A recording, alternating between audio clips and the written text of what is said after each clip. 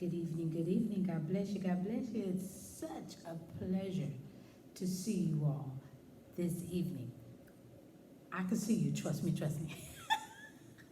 Listen, we got to give God praise because we made it another week. It's Friday. We made it together one more week. And we've been learning all week about initiative, taking the initiative to do God's will. Oh my goodness. And I got to tell you, I'm learning. I want you to learn. We're going to learn together and grow together. Amen. All right. Listen, on Friday we do things a little different. We read a passage from a book. We may read lines from a script, play, or movie, poetry, lyrics from a song. Sometimes we get into the groove, we'll sing it too. No, we don't. But anyway, so we do things a little different on the subject that we've been talking about. And again, the subject has been initiative. And when I did my search for the word initiative, this came up from Curtis Johnson, a poem which is called What a Christian Lady Said. What a Christian lady said. All right. It says, to this point, I have been, my present being grows out of my yesterday, and I am in a constant state of ever becoming, ever realizing that I am not the master of my faith, but indeed, I have a master who masters me.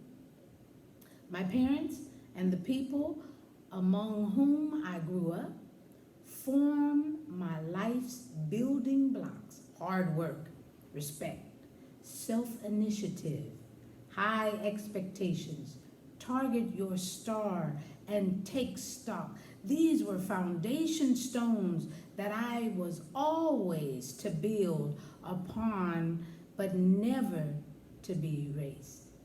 Like butter made from milk or oils from a peanut, these were byproducts of a Christian base.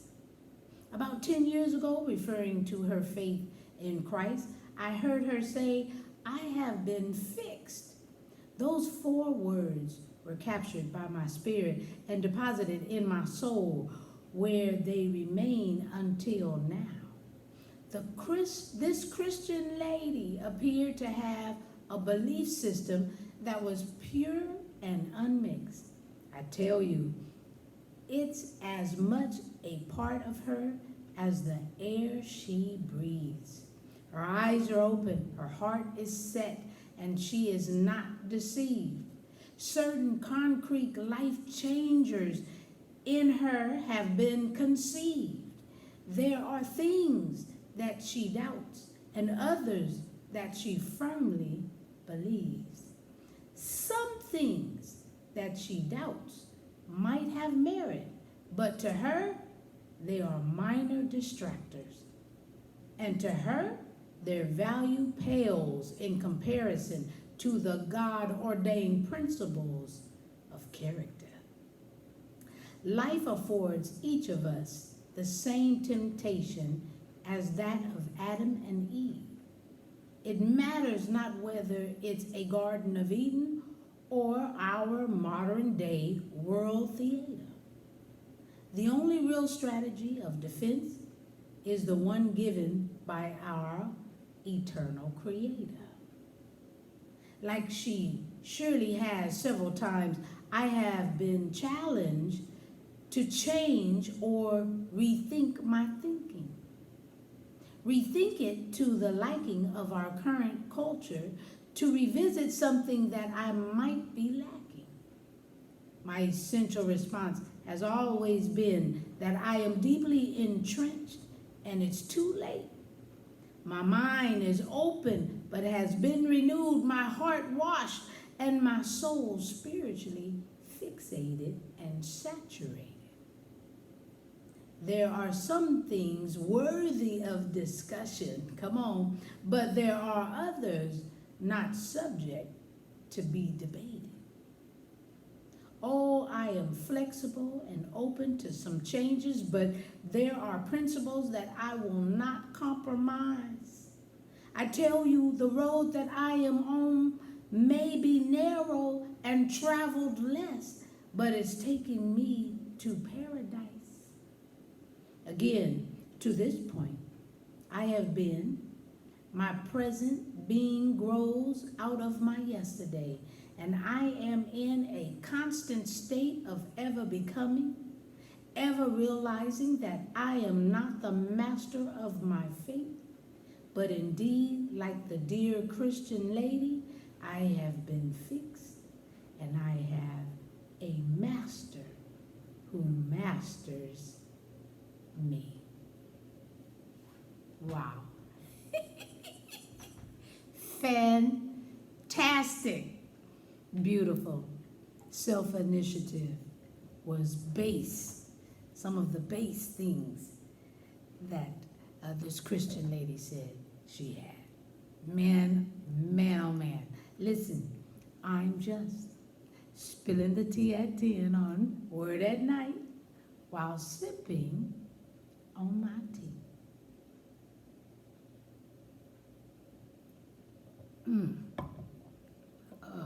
Yeah, I needed that today, I tell you.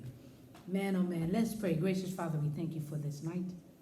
We thank you for another week, another day, another hour, another minute, another second. You've given us time, you've given us love, you've given us energy, you're giving us initiative to do your will. That's where our mindset is, to do your will, not ours. Not for fame or fortune, not for anything that doesn't please you. We're in it to win it for you. So we're here every day throughout the week, learning more, giving us drive, strengthening our spirits, standing on the word, dear Heavenly Father, praying for everyone, others that we like or we don't. Because some of the unliking is not because of them personally, but the things that they do. So we pray that they get you as well, Father, that they get to know you on a one-on-one basis so that they can see themselves. And when we can see ourselves, then we know if it's right or wrong, because it either ain't gonna be pretty or it's gonna be just right. Not in our eyes, in yours. Keep our mindset. Thank you for your grace. Ooh, thank you for your grace. It's in Jesus' name we pray and praise. Amen. All right, y'all. Woo! I hope you're having a beautiful day, a beautiful night. Get prepared for tomorrow because it is going to be just as good.